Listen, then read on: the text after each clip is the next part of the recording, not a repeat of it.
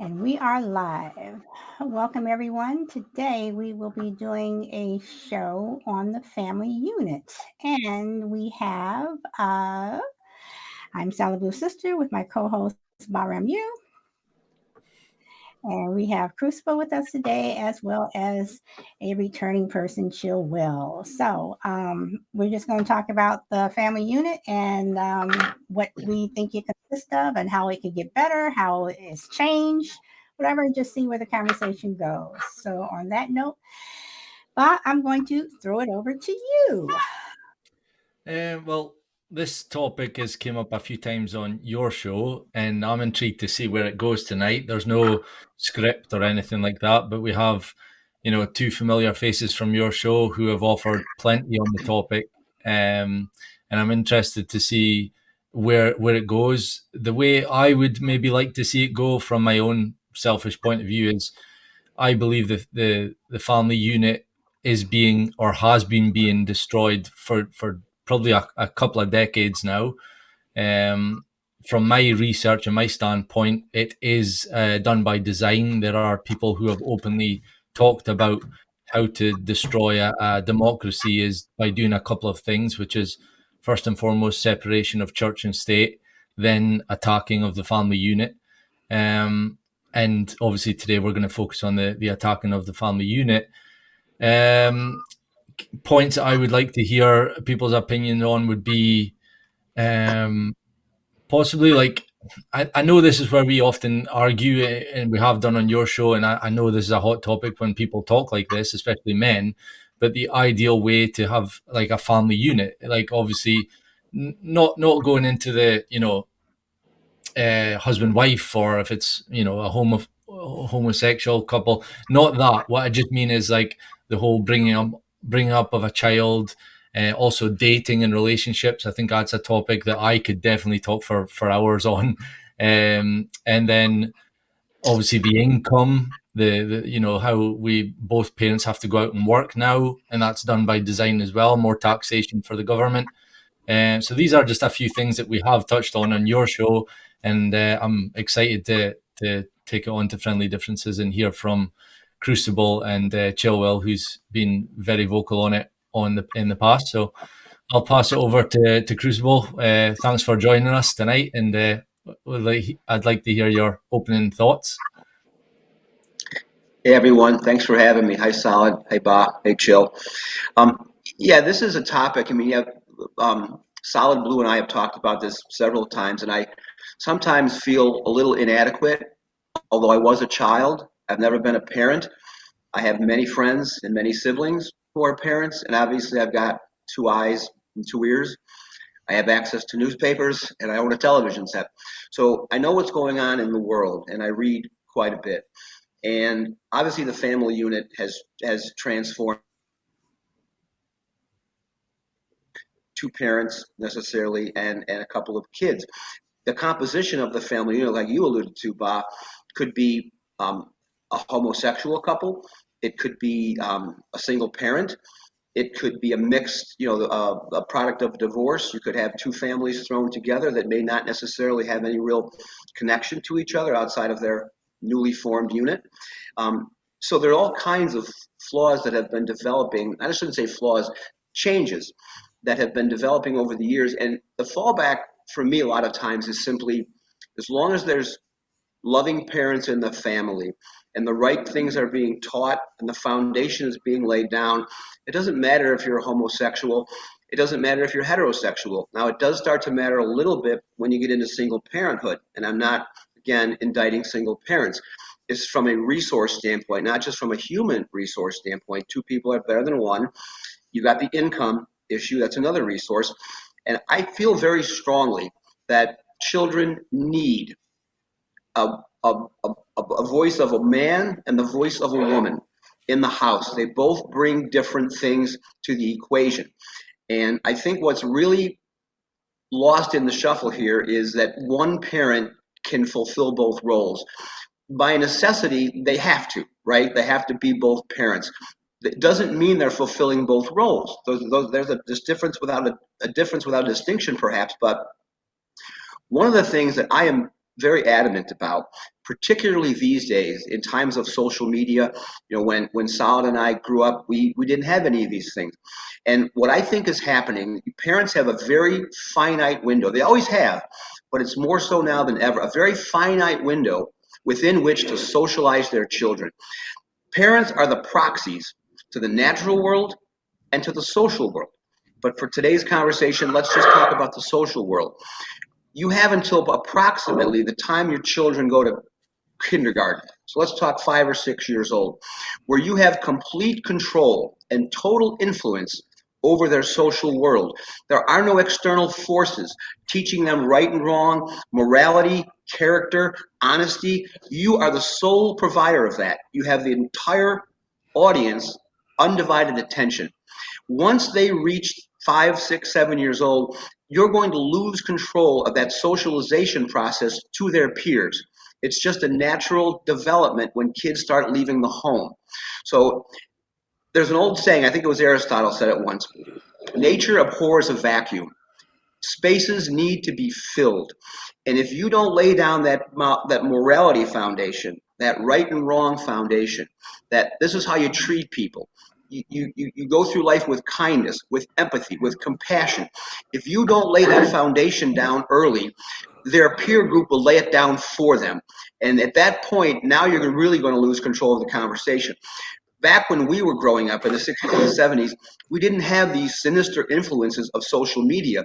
So the window to socialize your kids wasn't as critical because they weren't going to be going out into the world and consorting with kids who might not have the best of intentions there. Everybody was pretty good back in the 60s and the 70s. That's not the case today.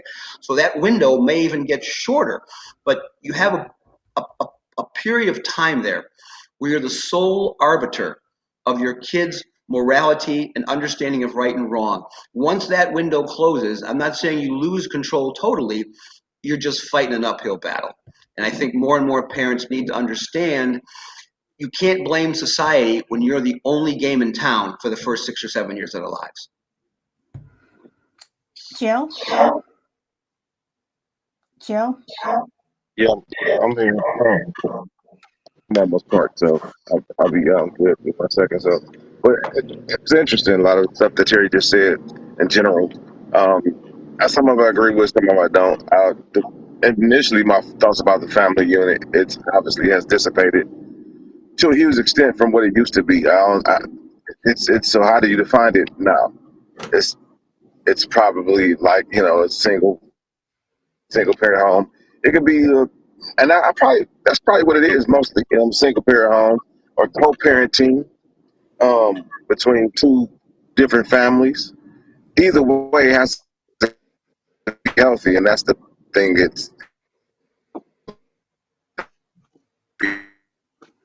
Okay, Jill, you are breaking up. Jill, you're breaking up.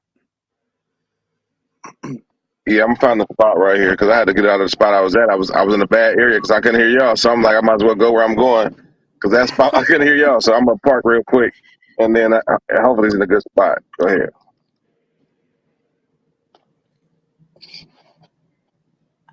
You hear me now? Okay. Yep. So so in general, I think to define the family unit today is probably it's just different from back in the day, and we just have to respect it. The thing that's null and void is just the respect in general with families. I don't know if we're disciplining our children because we just want them to be happy enough. I think that's where it lacks as well. We're not really teaching them consequence. Slaps on the wrist, that's a problem. in general, the two family home is ideal, but it just doesn't happen often that much. So how do you combat that? Is my question. I think about this a lot. How do you combat, like, how do you raise a well-rounded child not in the traditional household like some of my grandfathers or grandmothers had been, and become a good person? Now my mom did it, I guess, so it's possible, but I see a lot that fails even with me. Like, having a man and a woman in the household is definitely, or whoever that does that, a village, as so to speak, to some degree. Even if it's not a father there, you got an uncle or somebody, or somebody teaching a boy to be a man or a woman to be a woman. That's null and void. So I think a lot of confusion is here today. So I just think that's just the dynamics we're dealing with, and that's going to be hard to overcome. I think it was definitely from a higher up standpoint. It was a plan. So yeah, I'm with Bob on that. But yeah, I don't. What's the right answer? I do not know, because it's so many different aspects to it in which we have to fight. Okay, solid. What about yourself? Okay. I don't know if it's necessarily a plan. What is the traditional household? Is it leave it to Beaver? Is it Florida and James Evans from Good Times? I mean, what is the family unit? I mean, is it Julia, who was a single parent because she lost her husband, but was a nurse and raising her son? I mean, what is the family unit? And going back to the beginning of time, if you want to look at women, you take women out of the household, period, for anything. The family unit fails. I don't care if the man's bringing home the bacon, whatever. You take a woman out of the household for anything, the family unit fails. Whether she's a stay-at-home mom or whether she's working, whatever, you can have two parents in the household. And what I've noticed over the years is, you may have that man there, but a lot of times that man is not there. He may say, I'm working all day, whatever, but he's not there. When kids come home, even boys, they go to their moms. So I do believe that, two parent households are good if both parents are present. And that's on, and here's my word, here's on that emotional level. I don't believe that I do believe that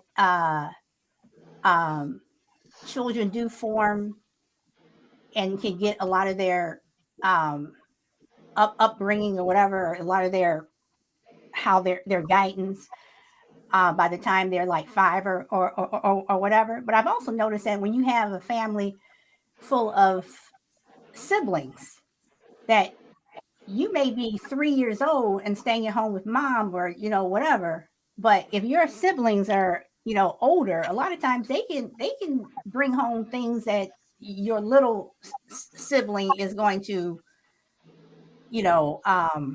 start to mimic. What is the right thing to do with the family unit? I don't know.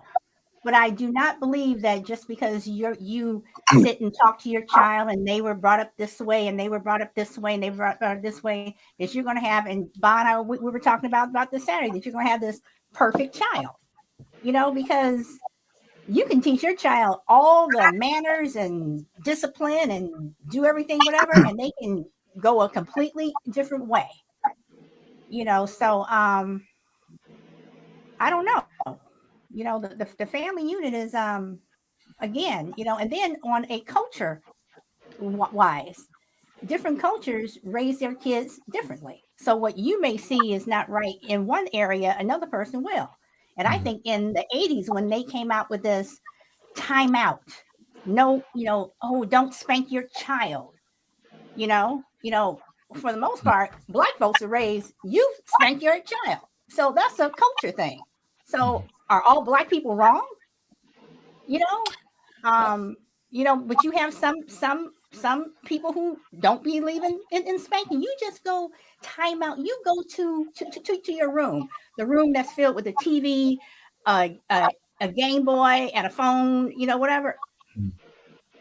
So is there really a right or a wrong? Because across the board, whether you're gay, single parent, two parent households, there have been parents that have been successful and parents who haven't.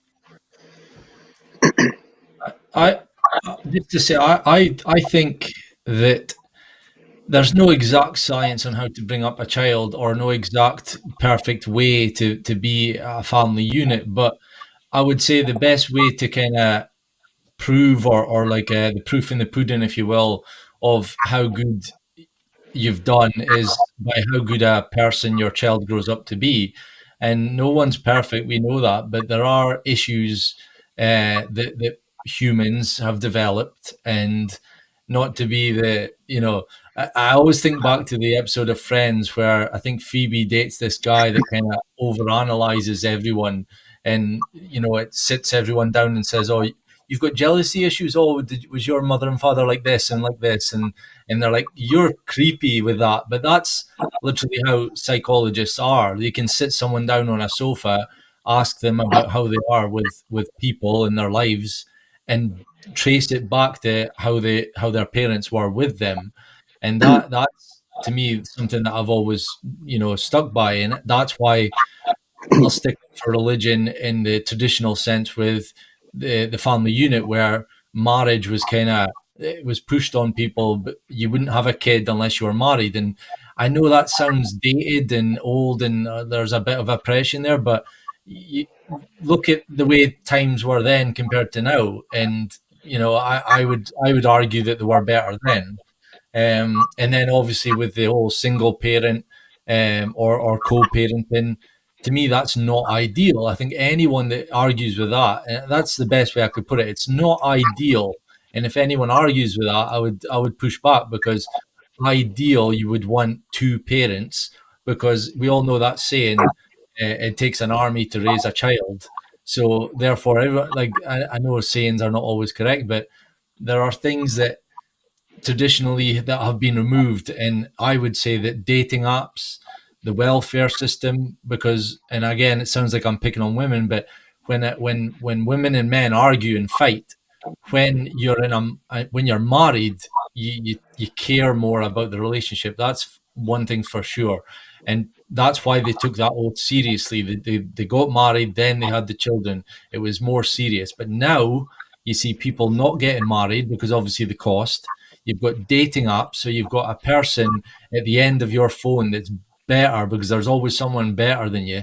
So you're feeling as if every time you argue, and I know I've got a friend who has gone from girl to girl to girl, because every time they argue, he knows that at the drop of an app, a Tinder, a Plenty of Fish, there's another girl waiting. And that's the mindset that a lot of people have adopted. And also the whole welfare system. When women know that they don't need a man to bring home the bacon because they'll get it from the state, then there's less reason to fight for that relationship. So these are things I could talk about forever, but I do again stress that I think there is an ideal or better way to have a family unit. And But Bob, there's no perfect way. I mean, it seems like you're reaching for this rainbow that's not there. I mean, is it a rainbow though? I mean, it used to be the norm that people would find each other, propose. But again, I mean, okay, your children, again, you can raise your children, in the same household. Like, I've said this before, you can raise them in the same household. They're getting the same amount of hugs, the same amount of kisses. They go to church, they do whatever. One kid can go off to stand on a roof and start shooting people, and the other kids are fine. So what happened? I mean, is it the people that they were around, maybe if they were around the same people, or you have kids that are growing up in the same household, but you have that one kid, where I said that I think there are some kids that are born bad. Some three of the kids are angels, and the other one is just mean. But they grew up, in the same household. This kid 10, 11, 12 are this, and then this kid that's 8. He's just mean. He's evil. How does that happen? I mean, I could answer, but I'll let Terry or Chilwell, if you want to chime in and answer that. Yeah, I mean, I think you're going to do a show on that in the future, Solid, and that's always been an interesting conversation, the nature versus nurture. How can two children in the same family, in the same environment, grow up so differently? But I'm going to inject a little bit of an anecdotal angle here, and I can't prove any of this, but I was around for it. I think I'm not saying all married couples back in the 50s and 60s and 70s, even go back into the 40s, were happily married. It is not possible.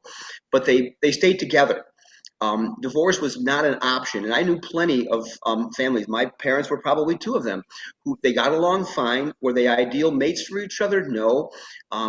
Did they raise a good family? Yeah. Would my mother have picked my father again the second time around? Absolutely not. But they stayed together. The family unit was intact. Divorces have do incalculable damage on kids, particularly young kids. So I think you can trace it back to the family unit being intact. I'm not talking about an abusive environment where kids are being hit or they're being terrorized. I'm not talking about that. In other words, stay together no matter what happens. I'm not advocating that. I'm assuming that even though the mom and dad are not necessarily in love anymore or best friends, they're committed to the family unit. They're committing to raising their kids at all costs. Divorce was absolutely, you didn't hear about anybody getting divorced in the 60s and the 70s. Well, actually, In my neighborhood, I just didn't see it. I'm not saying it didn't happen. I mean, no, I'm just saying, but don't say that, because then it comes across as like no one got divorced, because people did. And a lot of people stayed in those marriages out of I understand necessity. I understand that, but still, you had a man and a woman in the home, and I agree with you, Sal, when you say there was times, and it's probably still true to a great extent. You take the woman out of the household, and the whole thing starts to really, really wobble. I saw some statistics a couple of weeks ago when I was doing some research for the show, and I was absolutely blown away. It was a father who has been divorced, and he was running down a litany of statistics. It was as long as my arm, about all of the horrible things that happen to young men, black or white, when there's no father in the home. The crime statistics, the dropout rates, the behavior disorders. I mean, I'm guessing women in the home are perfectly fine for the girls in the home, but these statistics jumped off the page for me. So you have to have both in the household. I also agree with what Boss said, and I know Chill kind of chimed in as well. I'm not a conspiracy theorist, but lately I am getting on board with this whole thing that this was by design. I'll give you a good example. And I'm not going to veer into an abortion discussion right now, I promise. But just in the last couple of weeks or so, once the Roe v. Wade decision was brought down, you have major corporations, not just a couple of them, dozens and dozens and dozens, offering up to $4,000 for their female employees to travel out of state and get an abortion. What could possibly be the corporate incentive to induce or to assist your employees to the tune of $4,000? That's travel expenses, that's probably a plane ticket, and the actual procedure itself. What is the corporate incentive? Why do they care whether their employees have children or not, to the extent that they will help them terminate one? You know why? It screws with their profits. That's what it does. Too much family unit, too many kids on the healthcare plan, too much maternal leave time. I would never have believed this 6 months ago, but I see these pernicious things going on, and I wonder what's the motive? What's the end game? So that's just one point. But the other thing I think is illustrative is that when we were growing up, again, I'm referencing Solid and I, in the 60s and the 70s, almost no parents, excuse me, no mothers worked outside the home. It happened. I know yours did solid, but for the most, again, I'm going by my neighborhood. I'm not saying it Okay, didn't. I was gonna say, because go by my neighborhood, moms were working. Yeah, nobody worked. Nobody worked. Maybe So in your neighborhood, but in my neighborhood they did. culturally speaking, that would, you may have anecdotal evidence to the contrary. I'm sure you do, but culturally speaking, from a broad societal standpoint, women did not typically work outside the home in the 40s and the 50s and the 60s. So if they weren't working outside the home, what were they doing? Raising children. And they had lots of them. It wasn't like they were raising one or two. They had 7, 8. My sister and I were joking about this yesterday when I was out to see her. In my neighborhood back then, the smallest family was 4 kids. It was not unusual to see 6, 7, 8, 9. And the mother was ruling with an iron fist. All she had to do was raise kids. So I think, All she had to do, well, I'm just saying she all didn't have. she had to I'm saying she do, didn't have damn. a job. So that's what I'm not saying it was an easy thing to do. You're picking my words apart here now. No, but that's what you said. It All was, she had to do. it was a big Yeah. job. It was a big job. I'm not diminishing it at all. They were saints back then. They didn't have a lot of help from the fathers. The fathers were working. They were coaching Little League. They just weren't plugged into the day-to-day child rearing responsibilities. They just weren't. So when you take 50% of a mother's time, let's just say that she divides 50%, 100% of her time, 50% of it's working outside the home, the other 50% is raising her children. You take 50% of the available time for a woman and you dilute that into an outside work experience. Does she not have time for then? Her children. The children have suffered because of income situations and the fact that I believe greater forces like corporate America are threatened by the family unit because the family unit costs a lot of money and it takes the focus off of work and puts it back on the family, and that's bad for profits. I have a response to that, but Jill, go ahead. No, no, go ahead. Well, first of all, this is what I say. This is Leave It to Beaver. So that's where I grew up. But see, I didn't grow up Leave It to Beaver. Okay, so I didn't grow up in Leave It to Beaver. I grew up in that era. I didn't have a house Leave It to Beaver. My era was Leave It to Beaver. I'm talking about Leave It to Beaver, where you had the mom at home, and Ward went off to work, and then the boys came home, and everything was fine. And do you want dinner, dear? I didn't grow up like that, and with the exception of one, and that's Feisty, who grew up in a family of I think 8 or 9, and her mom was a stay-at-home mom. But by that time, a lot of her older siblings were already out of the house, and they were married.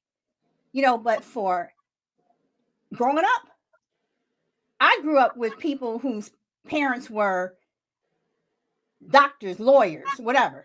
They worked out, they had careers, they worked outside of the home, and they were still able to come back and parent us.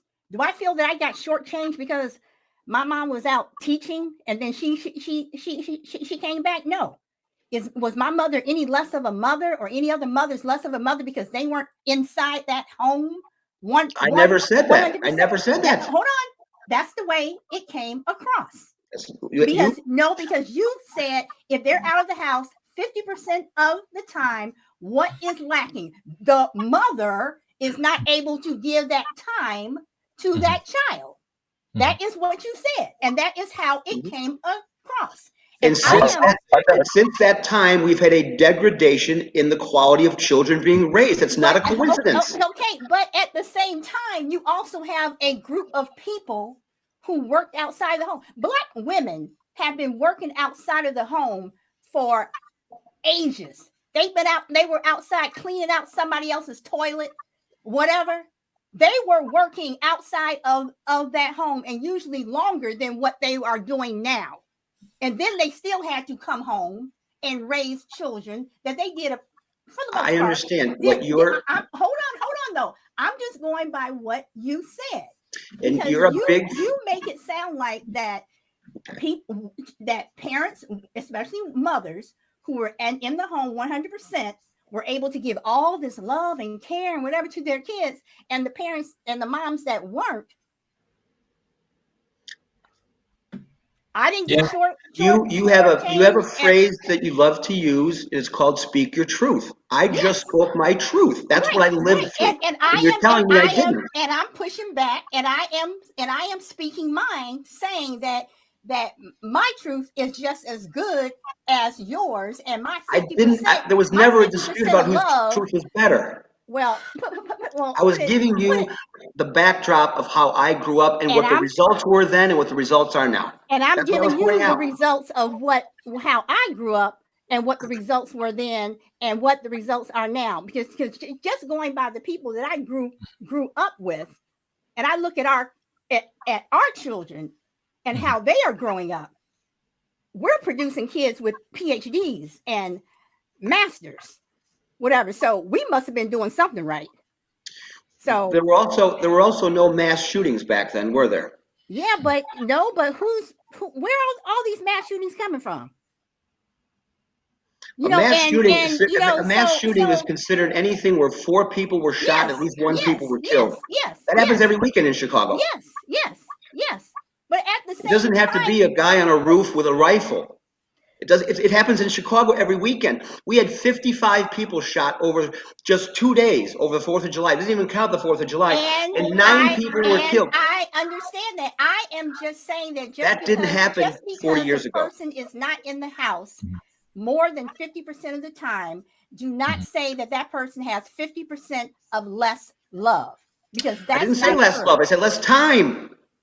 But Well, even still, that time doesn't mean that just because you have a stay-at-home mom that gives that extra 50% doesn't mean that those kids are going to come out any I'm better sure there are than the exceptions. kids that don't. I'm talking I don't consider statistically. myself an exception. I'm talking statistically. I'm sure there are exceptions. Don't take this And this personally, is no, please. and this is where I'm saying that this is where I have a problem with numbers. When you go get those numbers, where are you getting those numbers from? Are you going to the Leave It to Beaver place, or are you going to other people who their reality and truth is something else? You have to look at the whole. You have to look at the whole. I did not grow up like you. You did not grow up like me. Chill probably grew up different. Bob probably grew up. People grow up different, but they still come out okay. That yeah, but 50%. it's that word okay that I mean, because we have the privilege of sitting here and talking about it, we can also surmise what is better than okay. Like, we don't have to settle for okay or fine. Well, That's better. Okay. the issue. Okay. Fine, better, whatever. However you want to say it, but I know no kid comes out perfect. So whether they're fine, whether they're better, whether they're okay, whatever. If you want to talk about picking words apart, there is no perfect child. There is no perfect child. And as far as I'm concerned, we all got something wrong. But you can also eradicate things like mass shooting, like people who are going to end up being shooters or domestic abusers. You can rule that out for sure. Do you agree or do you disagree? I'm sorry, I was looking at something else. Can you please repeat that about the I'm mass saying shootings? that you can. I believe that you can also bring up a child in full knowledge that you know that they won't domestic abuse, and you know that they won't go and shoot up a school one day. I think strongly that you believe. can hope that. I think that you can hope that, but I also believe that parents who, if your child is involved in a drive-by, or they went and shot up a movie theater, whatever, I'm pretty sure that those parents are probably sitting at home saying, my God, and this is what we see when these people get into trouble, they're just as shocked. So I don't think that, I think that they don't know that you don't know what your child is going to do. Bottom line, you can hope, Yeah, and you can pray, I think whatever, but at the same time, if your child had a bad day at work, or that boss or that teacher was just getting on their last nerve, what would it be to make you snap? And I think all of us have that Yeah. in us.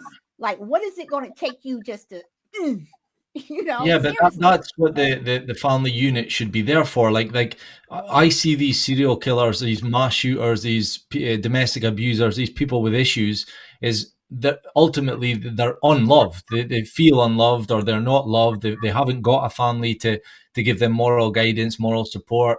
And that's very telling with certain individuals, even just by looking at them. And that's just me talking, that you can look at someone and go, well, they clearly don't like themselves, which means their mother and father haven't built up their self-esteem, that they don't have that person that they can go back and call whenever they're feeling down, or that when they're ready to blow, to crack, they don't have that strong family unit. And that's what is built up on what we've just talked about, all that stuff, the trust, the being able to sit how many parents out there can sit their son or daughter down and have a real heart-to-heart conversation with them in 2022?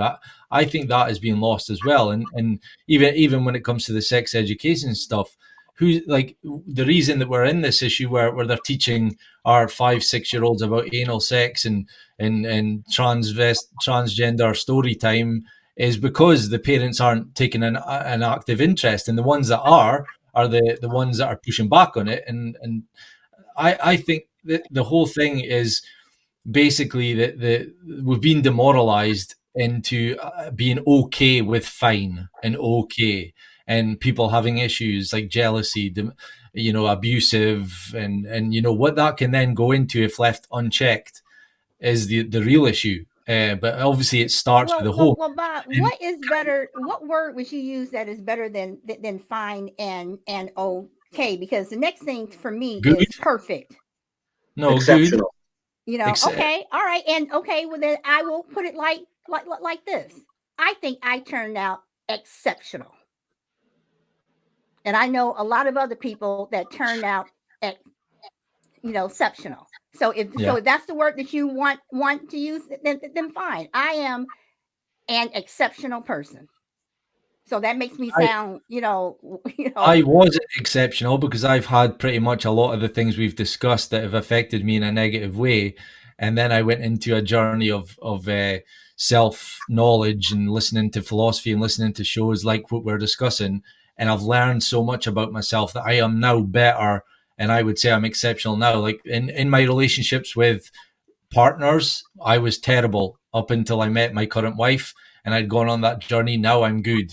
And this is what I mean. Like, if you lack in the when your childhood wasn't as good as it could have been, it's going to leave effects. It's going to scar you emotionally. It's going to leave you feeling ways that negatively impacts us. And I think there is way out of that, but it's obviously a journey that each individual has to go on. And you could go down a dark path. You could turn to drugs. You could turn to drink. You could get friends that maybe aren't helping, and that could, fuel the negativity, and that could then lead to the things that we've talked about. I know that sounds like a far-fetched thing, but ultimately, you take any of these serial shooters or domestic abusers or some of the evil people in the world and sit them down and ask them. And I've said this loads of times. I'm sure you're sick of me hearing it, but use like the stereotypical Jeffrey Dahmers of the world and listen to their history and what they had to grow up and see. And it's the same patterns, like the single parent, or abusive parents, and didn't have many friends. There's these patterns that keep arising. If you go into a prison and interview 100 prisoners, you'll see the same patterns that breeds their behavior, and that I strongly believe that. Okay, Jill, you want to pop in now? Well, I was kind of just wanted to kind of listen at that point, and it's interesting. I think the family that I think that's what I mean by things have changed, and we're not talking about the exceptions here. Like, obviously, when we raise kids, or anything can happen, right? But we're talking about law of averages. If you have two parents in a household, and then one of them's there typically, and they're actively raising their child, I would love to see the numbers on how crazy those children are. Now, it does. I mean, the way you raise a child, it matters, and every child is different. But I typically think, people who are going to be crazy, like the mass shooting type people, I'm not quite sure. Like, can you help that? Can you help a crazy gene, or if he lacks empathy or she lacks empathy? I don't know if you can help that. But for the most part, I think if that person did have a father and a mother who cared, that they sat at tables, they talked about things, they had family time, they had game night. You know your child at that point. And it's a point to where we kind of stray away now. I got a phone. Like I said, my 5-year-old got a phone. We in a tablet, and then we're in different rooms. We're there, but we're not there, and we don't know each other. We don't know what's culminating in our brain, and if we do, we don't attack it properly. Your child might say something really crazy or do something really crazy as a child, and you just like, oh, I don't do that, and you don't know what to really do sometimes, but you don't approach it by getting them a psychologist or figuring out how deep it goes. And so there's a point to where everybody's pretty for. I mean, it's a capitalistic society, right? It breeds selfishness. It breeds I'm the winner, win at all costs, and that's kind of what it filters down to. And it's only a matter of time in that type of society. I'm not saying that I'm for any kind of society, but like when it's pretty from TV to politics, like me. What can I like? That's gonna scar something, and I think we just generally caring about other people has diluted. Like just having general care, and then on top of that, just having like discipline is another thing. Like not only disciplining your children, but having self discipline and showing them differently. Any kind of inconvenience. We look to not be inconvenienced, and so it doesn't breed to make good people. Those things, that you put that in a pot, that doesn't breed good families, good people. And I definitely think it's done by design, because if you do the statistics on single family households or whether it's mother or father, you will get like probably glaring, especially the one that Terry mentioned earlier about the father's not in the home, about especially like the son, like that's I don't know who took those. Who knows? But I know that's probably truthful. Like I just by me seeing it, right? Me being growing up where I grew up and seeing people who didn't have fathers or who did have fathers. So um, I wouldn't say women should just be like, you know what, let's go to the old days. For women, for men it's great, but for women probably not so much. Who would want to be with somebody because they bring home the bacon? Like I gotta put up with this dude's shit because he brings home money. That's not the right reason to be in a relationship. That's a hostage. I don't want no damn hostage. I don't want to be hostage. So that's not a good reason to stay in any relationship because I can't make money or I can't fend for myself. Um, so I think that's a good thing, but it can yield uh, unbalanced. It's unbalanced now because women like the hell with all the dudes. I'm gonna make all the money. I'm gonna do whatever, and the hell with the dude. And they'll appreciate the fact that he brings more than just money to the home. He brings he brings logic. He brings discipline that lacks emotion. The logic that you need to say, all right, let's stop and think. You know what I mean? And make the proper decision. Let's don't overreact, or just those type of things that two parents or like a man and woman they're the yin and yang for a reason. So it's null and void of that because the woman, sometimes she has to be a man and a woman she feels, but you can't do that, and that's the imbalance comes to that. You bringing a lot of soft ass kids in the world because they too nurtured and they're too coddled and they not and daddy gonna say the hell with that, let him go ahead and take his bumps. Well, no, and then not a system says, you know what, I'm the mama. I got custody. I got this. So what I say goes. So you can get the hell out of here. Go to court and go get your baby to see him next time. So that creates an imbalance. You know what I mean? And I don't even want you in here because I can't get my food stamps no more. I can't get I can't go to school for free no more. I can't get this. So it's not to have a man in the household. So that's definitely not. And those statistics are out there. So that's definitely on purpose. Yeah. Crucible? Well, and she'll make some really good points, and we know this stuff. We're not operating in a vacuum anymore. We have just articulated several obstacles, several issues that are pervading the family unit today. Parents, when they get married today, or they decide to have children, marriage or not, they should be intimately familiar with the challenges ahead. It's a very hard job raising children. If you do it right, it's got to be exhausting. But I go back to Chill alluded to it as far as disciplining our children. It's such a basic concept, yet it has eluded us. Go back to the workplace. Um, go back to society in general. Go back to the family unit. Until or unless there are clear and specific consequences for bad behavior, if you act out in society, you break the law, you will go to jail, most likely. If you are acting out in the workplace repeatedly, being late, being abusive to your colleagues, you will probably be fired. If you're disrespecting your parents, if you're getting in trouble at home, if you're not coming home on time, if you're not putting the phone down when you're supposed to, there has to be clear consequences. As I said at the very beginning, parents have a short window to teach morality. And then once the external stuff comes later on, the parents at least have a bulkhead that they've established that they can kind of fight off what the peer things are going to be bringing. But until you start showing your kids, like you like to say, Solid, you tap that bottom. You don't just threaten to tap it, you tap it. And when you say you're going to tap it, you tap it. When you say you're going to be grounded for a week, if you don't do this, you ground them for a week. Nothing could be worse than idle threats.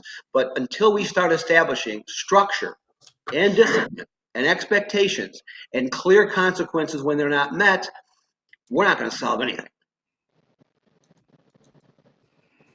Well, but let me know what your time is like. Yeah, I'll just say, Matt, I would like to jump off in 5 minutes, but if you guys want to continue, because I know this has been a great show, and I'm sorry, I've started night shift this week, and I got my times wrong. I actually started 7:45, and I went in last night at 9:15, and the guy was like, "Did you not like to start at 7:45?" It was embarrassing, but I'm gonna have to leave you guys in the next 5 minutes, so apologize. And as I say, I do love this topic. I think it could go in many different directions, and I'm kind of glad that we've kind of touched on them all, but not really went into depth on one, because we are planning on doing a show on the relationships, the state of relationships, i.e. dating apps, and how people divorce, the divorce rates.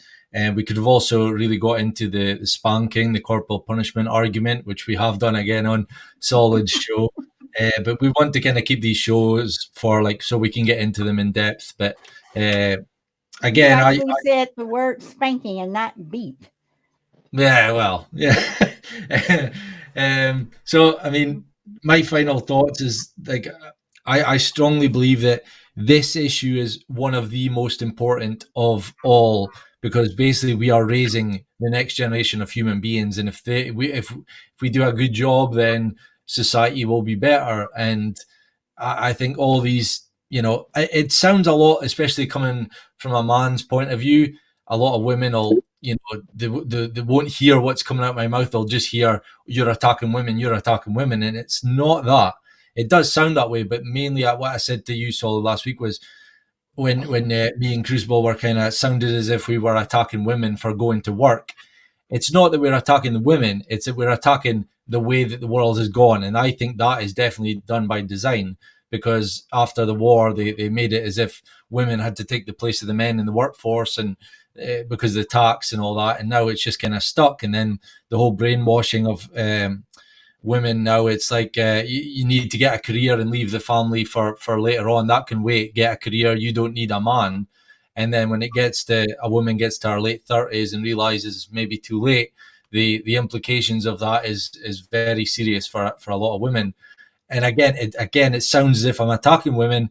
I'm just saying, women need to make their own mind up, their own decisions. And if a man and woman wants to make a baby, make sure you're together for the long haul, and it's going to be supported, and that you're strong. And that's why I'm a big advocate of the way it was back in the olden times. Well, the olden times, where the church and state were connected, and it was marriage was a real thing, where you knew you couldn't have a baby out of wedlock if You it was mean kind when of. church and state was separate? Because now we have people who are trying to put church with the state, which it should not be.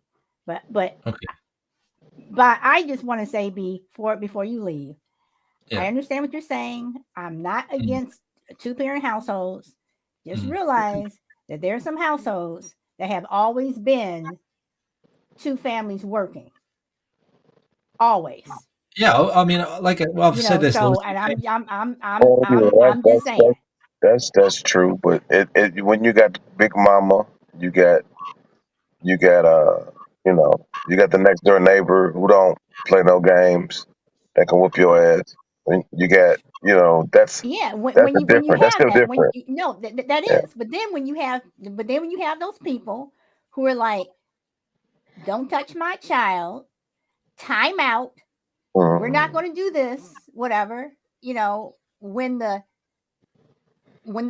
certain groups want to marry in the church and state, and you also have to realize that these perfect kids that you all are raising are getting their minds also turned from people online who were saying go do this and go and go do that, and they're doing it. Mhm. So I'm just saying, as I'm looking at the whole, Yeah. so Anyway, guys, I'll jump off now, but by all means, continue the show, and I'll certainly listen to it All right, when bro. I get to work or when Man, I you get. have a good day at work. I'm not going to continue for long because this is friendly differences with the two of us. So Okay. I don't like doing shows without if the two Okay, of us are here. thanks, No offense to Paul, and anyone thanks, else. Jill. I've appreciated you coming on, and again, we'll see you on Solid Show this week, and it's always a pleasure. And bye, Solid. Right. It's been a pleasure. Thank you. Bye, Thanks Bob. again, All right, Bob. bro. Take care. Thank you. Bye. All right, so here, let me do this. All right, so you all want to make any other comments, because I do prefer to do this show as the two of us, so I prefer it to be the both of us. So you guys want to say any closing things or anything, or? No, I mean we've talked about it. I'm not going to belabor it too much, but basic things like communication. Will alluded to game night. Just something as simple as having dinner once in a while. I'm not naive anymore. I know kids are busy, parents are busy. Nobody sits down generally. I shouldn't say nobody, but by the time your kids are 8 or 10, they got stuff going on. So the dinner together every night's probably not realistic. But like Boss said, sit down and have a heart to heart every once in a while with your child. Just check in. Let them know that you're paying attention. Let them know that you're involved in their lives without being suffocating. So it sounds like such a basic thing, but I think if more of that went on, parents would be more plugged into their kids' lives, and kids might feel like their parents. With communication, and I think once think about a friendship, a marriage, a family. Communication is the foundation for everything. If you have it, you got a shot. Maybe not going to work, but you got a shot. If you have no communication, everybody's operating in a vacuum, and you've got silos, and without information, you can't help your kids. And if kids don't feel comfortable asking their parents questions, then you have no communication, and now you've just made your job harder. So that's it. Well, I think I can, not saying this is going to happen, but I think around the horizon, you're going to have a lot of kids that are not going to be talking to their parents, and it's going to get worse and worse and worse. So, but that's another show. So, Mr. Chill Will. Yeah. Probably would need a little bit more time for some of these subjects, but for the most part, I do think that I'm in favor for a traditional household if you can make it. I do think it has to be a kind of balance brought between I mean, because be honest, the women are at the forefront of that. No matter how you want to take it, they're at the forefront. They can control that because they have the babies, and then I mean, they can stay at home, but you still got to carry a baby. First couple of years, you're not gonna have you just gonna go back to work after you had a baby. So the women control a lot of that, and so they're the leaders in that. They get. I mean, we can't. We're at their mercy. Men are at their mercy. Their mercy in reference to stuff like that. And if a woman wants to, have a career in church, like I think Bob said, until they 30, 35, don't nobody want your ass at that point to be marrying you and having a baby. I mean, I know no one wants that. I got married at 35. Excuse you. I'm just saying in reference to start a whole 4 or 5. You know what I'm saying? Like nobody, and then you're gonna go back to work. Like who gonna raise the kids? So I think that's gonna be that's the thing. I mean, you can get married by 35, but what did you have your child? I'm quite. If you got 4 or 5, you got one, or you know what I'm saying. If you want to have if you just have one, that's fine. It's easy, 35. But if you actually have like a 4 or 5 kid household, and I have this thing about people who think that just because you have one child that it was just so easy. Raising so I children mean, in are reference to hard. just like the whole. No, I got one child. Shit, it was, and it's not easy. It's probably the hardest shit I've ever done. So I can speak to that specifically. But I'm just thinking like having a family and having that family unit, like the traditional, which I feel is good. It's hard to do that if you starting at 30, 35, 40, because you're not Well, gonna I have mean, you're gonna yeah, maybe have one time. I get that, and that's why when you get into relationships, depending upon when you get married or if you don't get married and Mm, you just have a child or children, whatever, that's when you have to think about it, and you have to talk, and one person may want a child, the other person may not, I think a lot of on the horizons, you're going to have a lot of more divorces coming because there's going to be a lot of arguments about children. I think There's it's already like a lot of the divorce rate already high. I don't I think you don't, can have more than you have now. we're doing the abortion show, later, Mm. but I just think that on the horizon, all these people who jumped on this bandwagon is going to The backfire. abortion? You mean the abortion bandwagon? It is going to backfire. You're going to have a lot of people getting divorced. You're going to have a lot of relationships that are going to crumble. um you know Sex is going to come up. I don't want it. I do. I mean, it's the family. When you talk about the family unit, you have to look at, again, you have to look at the whole. And I understand that back in the day, people stayed together, and a lot of it was out of necessity. Hmm. And nowadays, do you want to stay with someone out of necessity? Because I think one of the worst things that you can do sometimes is staying together or getting married because you have a child. Because if you end up not liking that person and you all consistently argue and fight and whatever in front of that child, Yeah, I it agree. would have been better just to not get married and and grow up in a single house, in a single household. But when you have two people who don't even like each other, or they're consistently arguing, that's not a good family unit.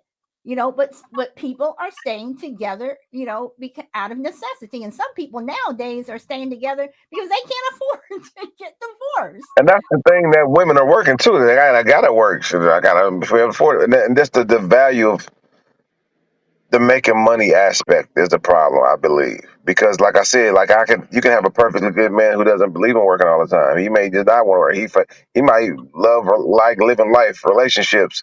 He might have integrity. He might have like I said, teach discipline. He can be a whole lot. But I don't want. He might not want to. He might want to work smarter, not harder, and he won't be respected. That woman gonna probably want to get a man that makes $1 million but cheats on her, and she'll pick that guy because he makes more money. So it's just the thought process that goes into today's society, and I feel like that's infused, and I don't think that's a mistake. I mean, I think that's definitely it's you keep us around, the elites keep us around doing this type of shit. They'll be able to do whatever they want to. Put Joe Biden in office that doesn't make any decisions And I'm pretty sure that they got somebody just writing whatever bill that they want to through this guy. They want to get him in so bad because he's not even a That's person what I no mean. more. But that's what I'm not going.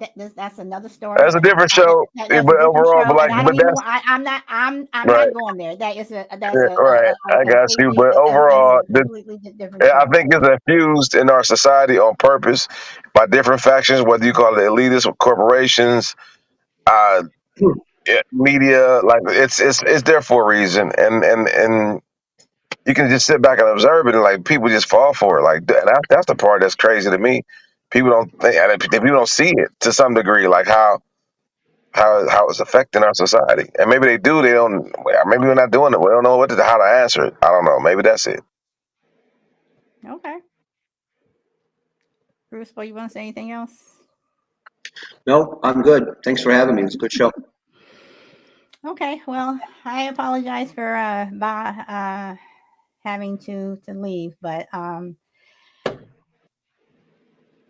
Good Good seeing you, talking to you. Jill. we had already scheduled this before he realized that he was doing his night shift thing. So okay, well, I am going to stop the recording so you guys can hold on for a moment. So thank you very much, and we will be Let me borrow dropping $5 real quick. ceremony.